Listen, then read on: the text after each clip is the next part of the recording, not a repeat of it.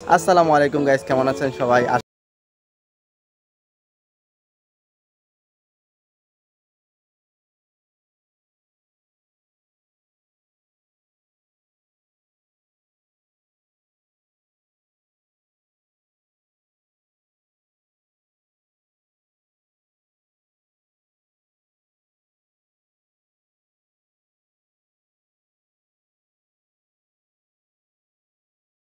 একটা বই নিয়ে যাচ্ছি কেন্দ্রের মধ্যে। আপনারা বুঝতেছেন, এদিকে আছে আবিদ। আবিদকে একটু করে দেখাও। সে এমনি কোনো কিছু পড়ে না, বুঝতেন? আরে তুমি কি অ্যাম্বুলেন্স পাবা পরীক্ষায়?